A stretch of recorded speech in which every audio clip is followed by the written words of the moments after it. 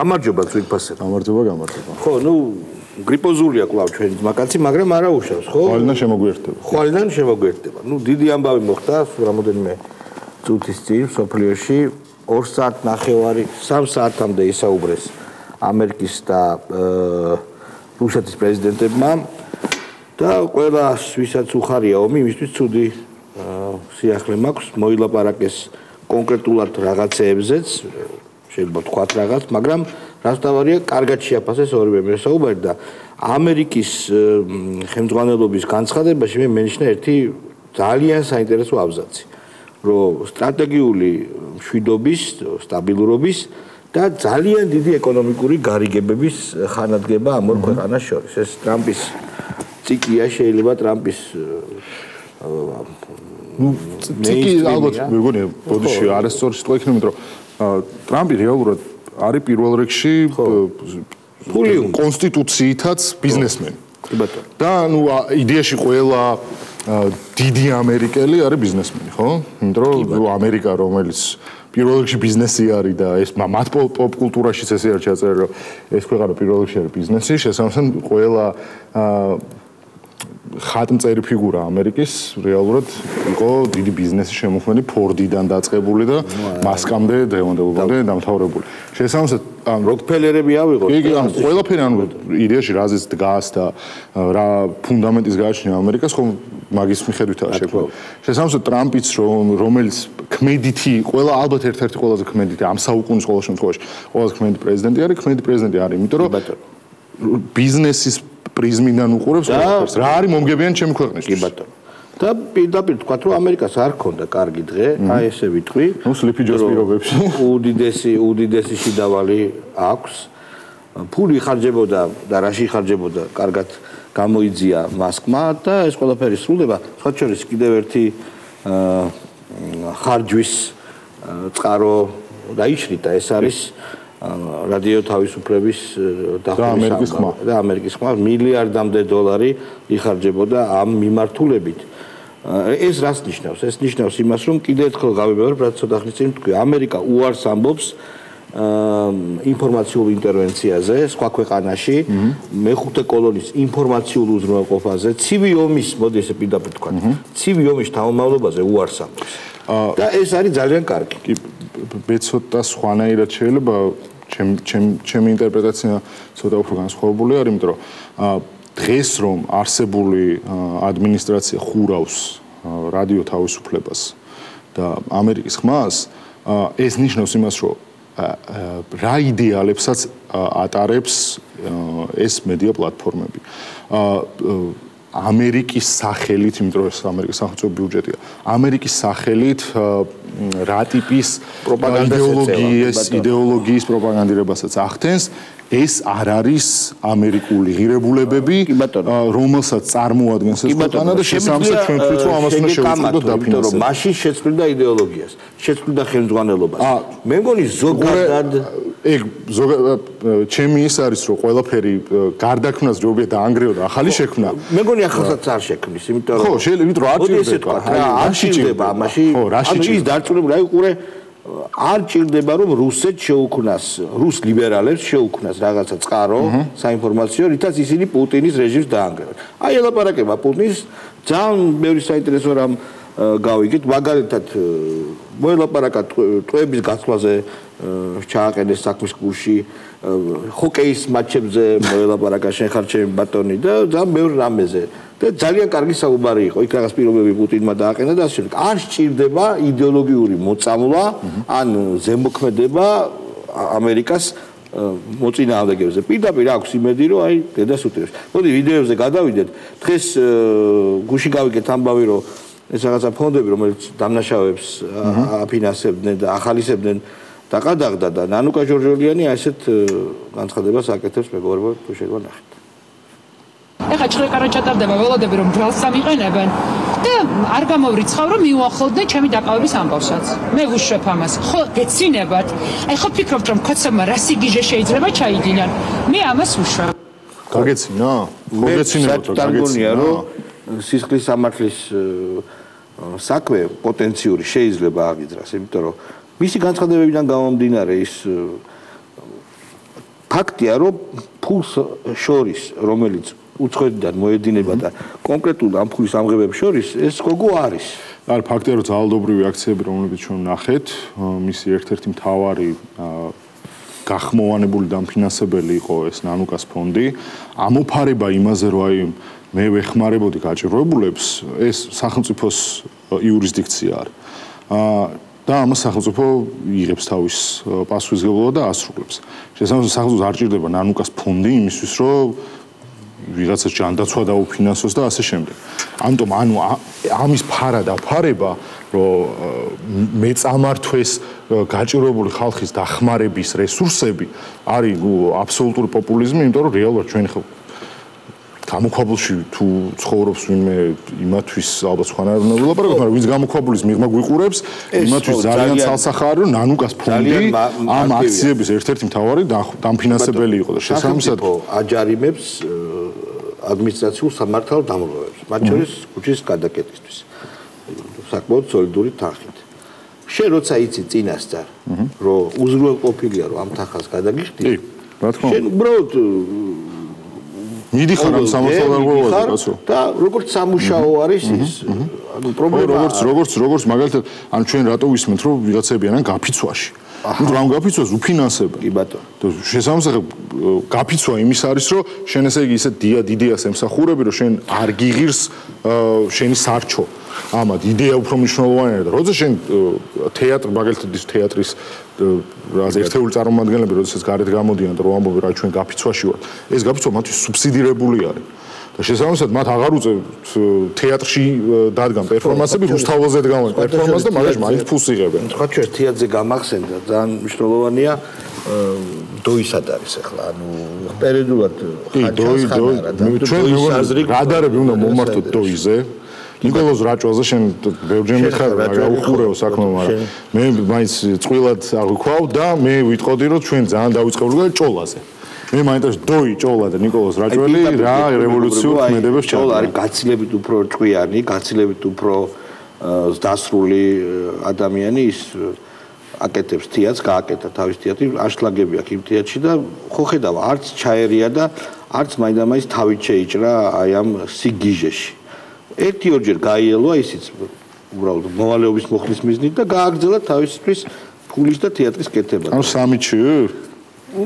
ეგეთი იყო ყოველთვის კაცო და აი ეს ისტერიული ტიპები კიდე დანარჩენები კიდე ნუ კარგი უგულავა გავუშვათ ძალიან მაგარ რაღაცას ამბობს. ისტორიულად ბევრი მაგალითად სხვათა შორის საქართველოს მოქალაქეებმა ეს მოულოდნელები ყველაზე მეტად მოულოდნელი იქნება ეს იმ თუ რამე იქნება მოულოდნელი ხო აი ისეთმა რამემ შეიძლება ამოაყირაოს რომელსაც ვერც წარმოვიდგენ ეს გასაგებია ეს პოლიტიკური პროცესებს გააჩნია ჩვენი ამოცანა იყოს მუდმივად მათ მისაფექვეში ეწოდეს და თუ შენ მუდმივად ბურთს აგორავებ გოლს გაიტან ეხლა ჩვენი პრობლემა ის არის რომ ჩვენ პოსტა ვაგორავებთ ბურთს მაგრამ გამწვავებაზე ვერ მივდივართ მაგრამ ამასაც თავის დრო აი რამაი შენი ნაგორავები ხელახლა გასაგურებელი გიგი ეს განცდა ეს სასოწარკვეთილი განცდა რომ რაღაცას აკეთებენ ბურთს აგორავებენ აი უბრალოდ საიდან უჩნდებათ რომ აი ვიღაცა 500 თუ 400 ადამიანი მცირედროით რომ კეტავს და ჯარიმებს იკიდებს იმ ჯარიმებს ეს არის ბურთის გორაობა თუ აი რა არის ვერ ხვდები უბრალოდ აი ანუ მაგალითად აქციების ქრონომეტრაჟი დათვლა რომ მიდის რომ აქციის 100 მე რაღაც დღე. კი ბატონო 100 მეორე დღე.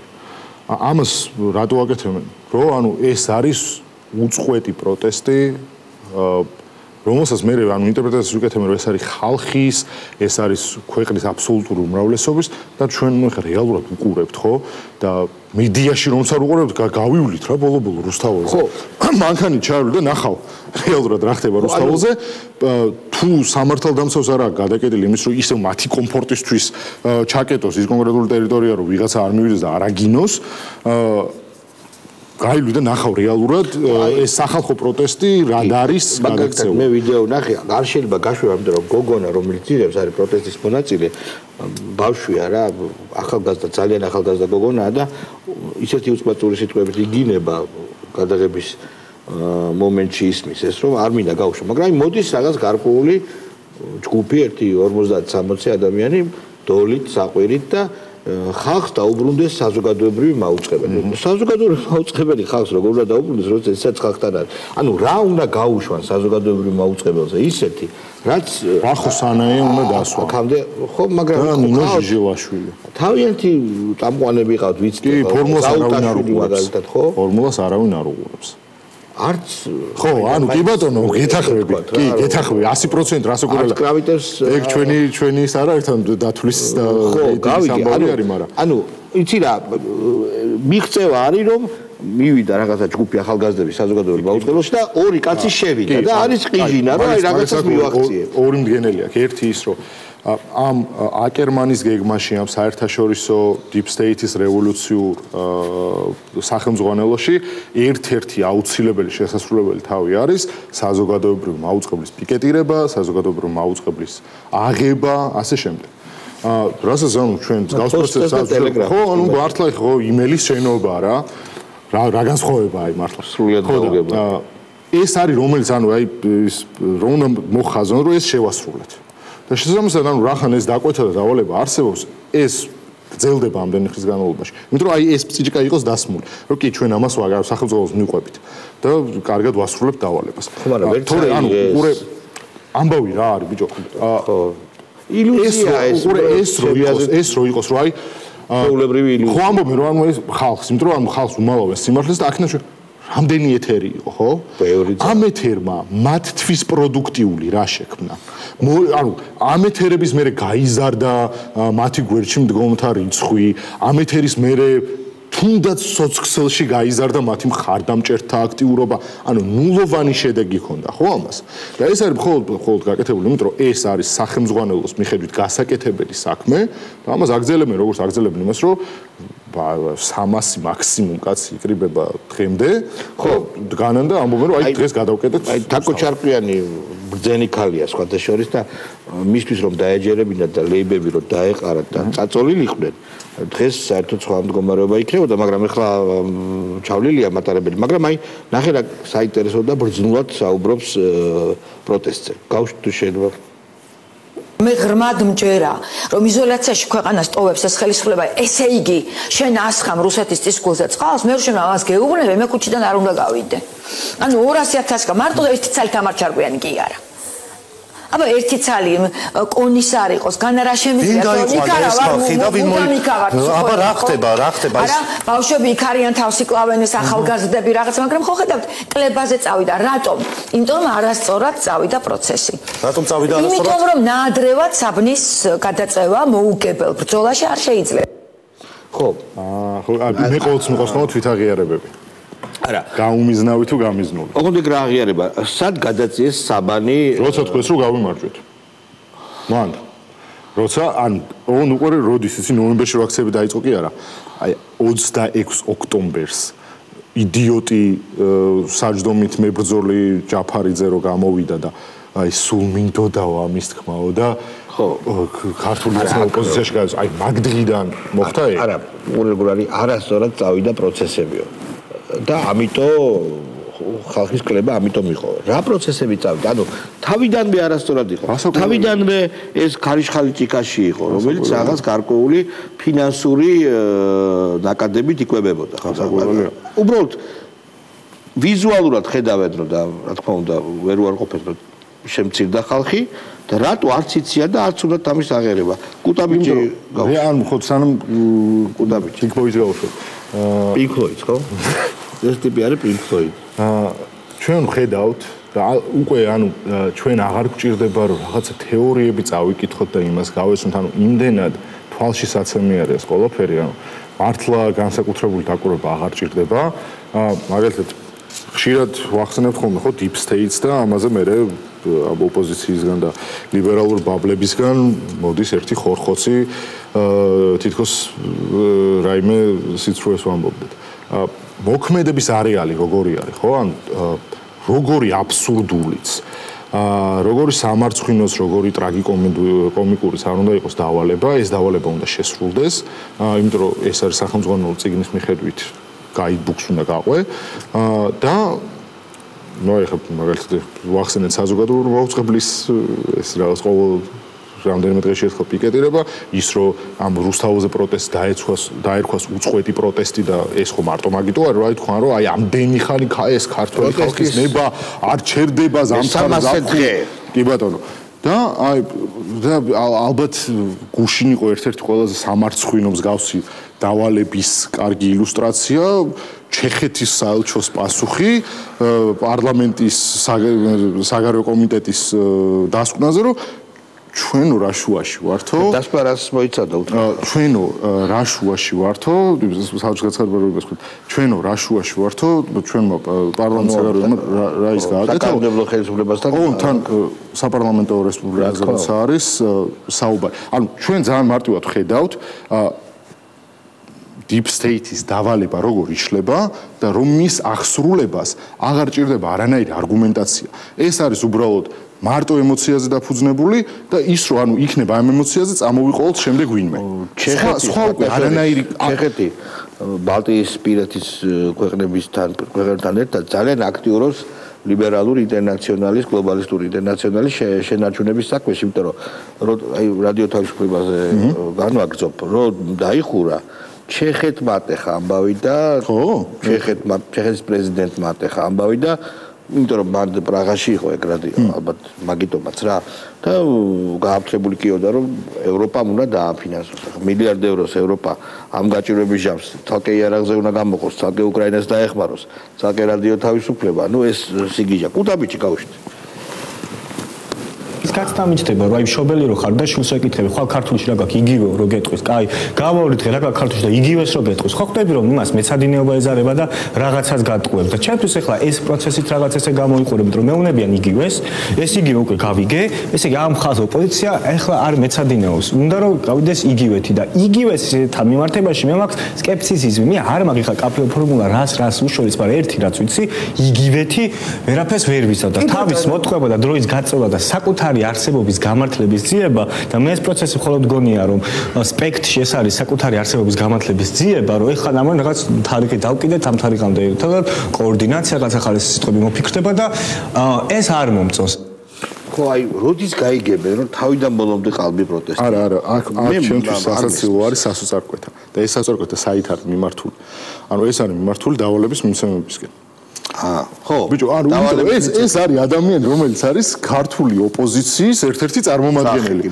ანუ ეხა მე ვლაპარაკ უკვე როგორ ამბობ მე ვლაპარაკობდი სიტყვით პოზიტივის სახელით და ვამბობდი რომ ანუ ამარხზე რაღაცა ეს არ მომწონს და რატო არ ხდება შიგნით ვარ და რაღაც დავждეთ და ერთად მოვილაპარაკოთ და განვავითაროთ ხო ტიპი გამოდის ოპოზიციის წარმომადგენელი და ამბობს რომ ჩვენთან რაღაცა რიგზე არ არისო ერთი და იგივეს ვაკეთებთ ყოველდღე. ერთი და იგივეს გავალებს მასწავლებელი და ამ შემთხვევაში ზემდგომებს მიმართოს რაღაც ახალი გითხარით რა უნდა ვერ შვებით ვერაფერს ამ უკვე რა სახელმწიფოს მოგეს მე ველი მომენტ ეს უკვე ახალი უნდა გააკეთო ამათ გარეცხვას მრავალ შვილიანი მამა რო მე-18 შვილს მოათხევს და რა ვქნათო თავს რო ეკითხება გავრეცხოთ თუ ახალი გავაკეთოთ ახალი უნდა გააკეთდეს ახალი უნდა გამოიჩორკნოს ახალი ბურატინო ამათგან არაფერი აღარ გამოვა ხო და მე უბრალოდ ველი როცა ეს სასოწარკვეთა ყველას მოიცავს პატარა 18-19 წლის ბავშვებს რომლებიც დარბიან ქუჩაში მეტი უსილა აქვს და გასაგებია რომ გაზაფხული მოდის და 500-1000 ბავშვი უნიობის ხო ნუ გამოინახება ყოველთვის მაგრამ აი ეს ტიპები საერთოდ ხელიდან წავდნენ აი ლევან სანიკიძე გაუშვით ნახეთ კიდევ ეგოებზე ეს არის ეგოების თამაში, რაც ოპოზიციას ჭირს, რომ ერთი მეორეს ვერ უთმობს, ვიღაცამ რაღაცა დაუშავა 2009-ში, ვიღაცამ რაღაცა დააშავა 2019-ში, მე იმასთან ვერ დავждები, მე პირველობას ვერ ეს იგრძნობა. და ვინც შიგნით ვარ, ხო? აი ამ პროცესის თანამონაწილე ვარ. შეიძლება იმ მაგიდასთან ვერ ვზივარ, სადაც სალომე ზურაბიშვილია. მაგრამ ნუ იგრძნობა ეს, რომ ეს არის მხოლოდ და მხოლოდ ეგოებთან, ამბიციებთან დაკავშირებული გაუგებრობა. იმიტომ მე არ მესმის რუსთაველის გამზირზე რომ არბევდნენ, საერთოდ არ მაინტერესებდა მე ფიზიოლოგიურ ხსნარს, რომელი პარტიის ამომრჩეველს ვასხამდი. ხო ეს და მამამისი ხშირად არიან შემჩნეული რომ ხალხის გვერდში დგანან დარბევის დროს. გვინახავს ერთი კადრი. მცირე ანალიზი რომ ჩავატაროთ. ამათ რა უნდათ? იძახიან არ გვინდა ბელადიო, მაგრამ რა თქმა უნდა, თუ ეგოები არ სურთ, თუ იქ ბრძოლის დროს არ ხდება დისპოზიციების გადამოწევა და მათ ხო იცი შენ რამდენი ხმა მიიღე მიდის ამაზე ბაზარი ხო? ვაფშე ნაცები სადაც მეგონი ესენი ეგალიტარიანულ საზოგადოებას აშენებენ, ხო იცი ეგალიტარიანულ საზოგადოებას აშენებენ. ალბათ ეგალიტე ფატერნიტე ხო და ანუ უნდათ ბელადი. ბელადი არ გვინდაო იძახიან, ლიდერი არ გვინდაო და სალონზე განაცხადებულები არიან. მიშა მან ალფაც და ომეგაც არის ეგ საბოლოო. ყველაფერი დაიყვანება მიშა საკუთარ თავს აღარ უნდა. ამათ უნდათ ბიჭო, ნუ ეხა ფაქტი არის, რომ ოპოზიცია და რეალურადაც რო შეხედო რა. მიშა რომელიც არის გაცილებით უფრო პერვერტი, გაცილებით უფრო ძალადობრივი ბუნების, გაცილებით უფრო ენერგიულის მათ შორის. ვიდრე ანუ ყველა გუბაზი ერთად აღებული. ხო ხვდები? და ნუ ეხა მიშა არის ის არსება ადამიანს მე ძალიან გამიჭირდებოდა დავარქვა, რომელმაც ის 9 წლიანი ტერორი შექმნა, რომლის მოსწრენიც ვიყავით, ხო? რა თქმა უნდა. და მთელი ოპოზიციური სპექტრი დღემდე მიუხედავად იმისა, რომ უკვე მე-4 წელი მიდის, რაც ციხეში არა იმაში, ვიუამედის პალატაში ზის ეს არსება, მაინც მის ირგვლივ ტრიალებს. მაინც მის ამის როგორ აი მითხარი როგორ ვერ იტყოდი მაშინ ვერ ვიტყოდი არ ტრიალებს მისი როგორ არ ტრიალებს მითხარი იმისთვის რომ მის გარშემო იტრიალონ რაღაც გარკვეული ქმედებები უნდა განახორციელონ მაგალითად რომელსაც აანონსებდნენ რომ ჩვენ კედელს შევასწრებთ მიშას გამოსაყვანა და ლიგებს გავშვით და ასე შემდეგ დაიღალათ ჩვენ ხო დავიღალეთ მიშასგან ისინიც დაიღალნენ ნამიშარი უყურე ეგენი იცი რას ხედავენ რომ მაგ კალიბრის პერვერტი ხო უკეთესი სიტყვის არარსებობის გამო მაგ კალიბრის პერვერტი მათში ჯერჯერობით ანუ უყურე იქ რაღაც იტყვი გახარია მოღალატე სიტყვის არაკაცი რა იქ იტყვი ხაბეიშვილი აბსოლუტური დეგენერატი ცხელთავიან ანუ მაგ კალიბრის პერვერტი და პოლიტიკური პერვერტი ოპოზიციამ ვეღარ შვა და ყველაფერი არის მისი კალკი ხო და უყურე საბოლოოდ მაინც მაგის კალკამდე და მიუხედავად ამისა მათ ზუსტად იციან რომ მიშას არის საფრთხობელა კი მაგრამ მიშა არის იდეალური ანუ მიშა არის იდეალური აგენტი რომელიც იყო 9 წლის განმავლობაში ჩვენი ქვეყნის ჩამოწერილი აგენტია ჩემი კი ჩამოწერილი მაგრამ ეს ხო იყო სახელმძღვანელო აგენტობის სახელმძღვანელო უცხო აგენტობის რომელმაც საკუთარ ქვეყანას ყველაზე მეტი დაუშავა შესაბამისად ანუ ამათვის ეს არის ვისგანაც უნდა შექმნან ასლი და იმდენად იდიოტები არიან, იმდენად ინტელექტუალური ბანკროტები არიან, რომ მიშას ასლი ამათმა ვერ შექმნეს. იყო მცდელობა გახარიაზე, იყო მცდელობა მელიაზე, იყო მცდელობა გვარამიაზე, ვერ შექმნეს ეს. ვერ შეიქმნებოდა, იმიტომ რომ ეს მართლა სასწაული მოვლენა არის ქართულ სინამდვილეში, მაგრამ ზოგადად ანალიზი რომ თქვათ, რა ხდება ახლა სრული ფრუსტრაცია არის საბოლოოდ ბოლო მოუღო აი ტრამპი და პუტინი ერთად რომ დადგებიან და ხელს ჩამოართმევენ და გარიგებას რომ დადებენ მრავალ მილიარდს დიას აი ეგ საბოლოოდ ბოლოს მოუღებს ამ ნარატივს ანუ მათ კი არ მოუღებს ბოლოს მოუღებს ამათ ფლობელებს და როცა შენ აირჩიე უბრალოდ აი შევკახსოვს ეს ლობჯარია რომ რეკავდა უცხოელებთან და ჩვენ აქ რაღაცებს ლაპარაკობთ მაგრამ ამის დედავატირე გამოდით განცხადება გააკეთეთ თორე ვიღუპებითო აი ეს როცა მონობას შენ თვითონ არჩევ ირჩევ და ქართულ სოციუმს წდები და მხოლოდ იქ აგაქვს ლეგიტიმაცია კი არა ლეგიტიმაციაც არ აქვს იქ აგაქვს წყარო რა დაფინანსების იდეები და შეგვი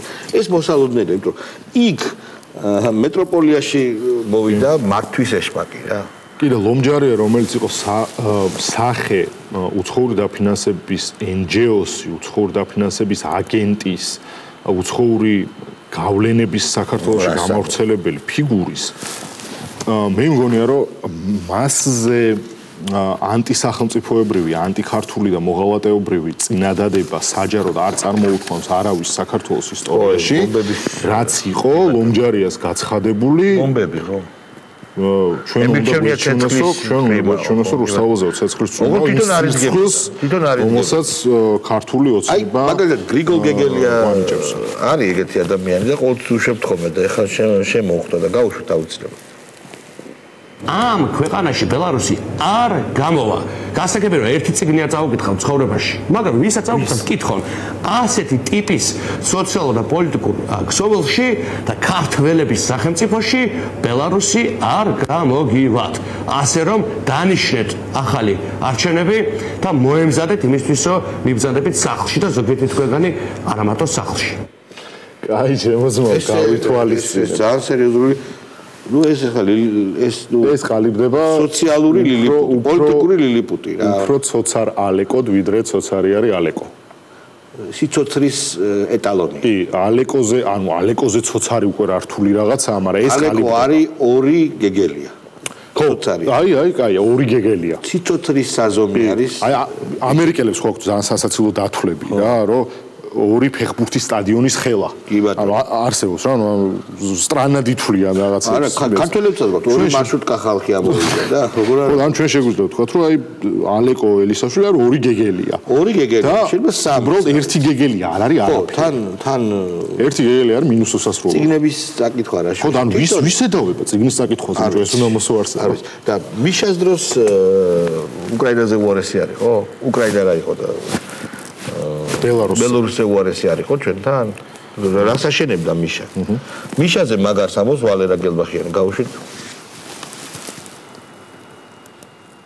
მე კიდევ ვიმეორებ ეს რომ გააკეთეს ერთი მხრივ ცუდია მიშა ამ წელს გარეთ იქნება და ასეთ ისე მე გავიცინებ ამაზე, მაგრამ მოდელი შეიქმნა, მოდელი. და ამაზე იმუშავებს, რომელიც აცი მუდამ ყველა ხელისუფლება ამუშავებს ამაზე. და გეშინოდეთ ყველა მინისტრს, ყველა პრემიერ-მინისტრს, ყველა პრეზიდენტს აბა ერთქვენი კაპიკები დავთვალოთ როგორ დაიხარჯა. დაუთვლია ამერიკა. მიშა წელს სვაბოდაზე და არც ნაკლები წელს. ანუ თუ გასაგებია მოხდება ვალერი გელბახიანი მოახდენს რევოლუციას და ანუ ესეთი აბსურდული წინასწარმეტყველება იშვიათობა არის. ვალერი გელბახიანი და მისი კოლეგა არა მასპინძელი აკუ ერთად მოახდენენ ასე თქვათ მიშას გათავისო გამოხსნას ზეთუნახავის გამოხსნას დრაკონის სასახლე. აი ესეც კარგია, თინა მოკუჩავა ამბობს იმას, რაც მინუსი ნიშნით უნდა გავიგოთ, გავუშვით. ჩვენ ყოველთვის ვაყენებთ აღნიშნულ საკითხს პრეზიდენტის სააკაშვილის თავისუფლებას, რომელიც მეოთხე წელია იდევნება იმისთვის, რომ მან არ ჩააბარა მტერს ჩვენი სამშობლო, მან შექმნა წარმატებული ქართული სახელმწიფოს მაგალითი, შექმნა სახელმწიფო. მიშა სააკაშვილი არის კლასიკური მაგალითი ადამიანის, რომელიც ჩააბარა მტერს. მთელი საქართველო გადავჭდა, თუმცა პრობლემა არის, ანუ ჩააბარა ძალიან მნიშვნელოვანი ნაწილი, რომელიც ჩვენი ქვეყნის ტერიტორიას აღორღად ქვების გროვა, ხო, მაგრამ და ნუ ანუ კაი, მოდი გწავიდეთ რა მიშას საქართველოში მაწვნის და არაჟნების კონტეინერი შემოპარვის მიზანი რეალურად რა იყო? ხო, ეს იყო პირველ რიგში ჯერ ესეთი უკრაინის სადაზვერო სამსახურის მიერ აღსრულებული შემოპარვა, იმიტომ რომ მათ ჯერ თუ გამოეპარათ ბარაკალა მათ ვაჟკაცობას თუ ეს რა ქვია თავიანთი ჩინოვნიკი გამოეპარათ საზღვარზე. არა, ლორდკიპაიძემ ეს იყო უკრაინის ხელისუფლების დივერსია. ეგ გაიას და ლორდკიპაიძე არის დღესაც და მაშინაც იყო ძალოვანი. ლორდკიპაიძე დაუკავშირდა იმ ტიპს, ვინც დახვდა მიშას და ლორდკიპაიძე როგორც უკრაინის ძალოვანი ხელმძღვანელობდა მის გამოპარვის ოპერაციას. რა თუ ამას ვერ ვლაპარაკობ? კი ბატონო, და ანუ ეს ამის მიზანი რა იყო? ომამდე რამდენიმე თვით ომის დაწყებიდან რამდენიმე თვით ადრე. არეულობის ანუ ამის მიზანი რა იყო, რომ საქართველო, რომელიც ალბათ უკვე მაშინვე იყო განსაზღვრული მეორე ფრონტის სივრცედ, რევოლუციური წესით უნდა გადაბარებოდა ისევ ნაციონალურ მოძრაობას, რომელიც შემდეგ რასაკვირველია პირველი ბრძანებისავე მეორე ფრონტად აქცევდა ჩვენ ქვეყანას. და ამის წინააღმდეგობა აღსრულდა რეალურად. და მიშას კიდე მე ყოველჯერზე გავებარებ იმას, რომ მიშას იმის მეათედიც არ მიზღვია, რაც მას ეკუთვნის რეალურად. და რაის საზღვრის კვეთა და რისი ელიტური კორუფცია. აზე ვსაუბრობ, საერთოდ კაცმა შექმნა ჯალათობრივი, წამებლური კაცის გამაუპატიურებელი სახელმწიფო სისტემა და დღეს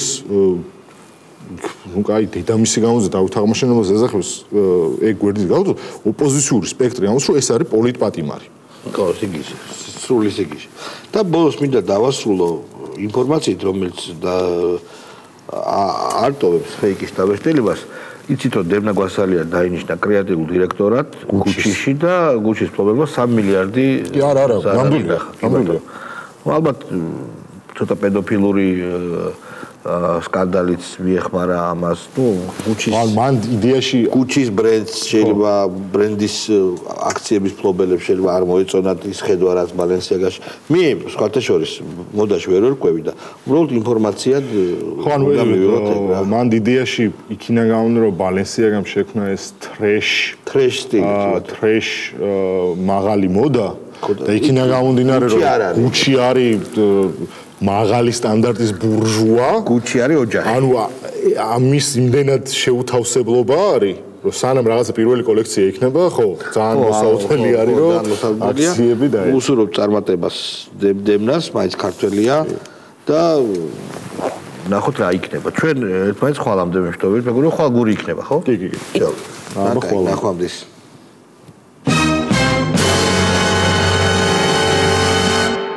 ნაწარმოები შეიცავს თამბაქოს ნაწარმის, თამბაქოს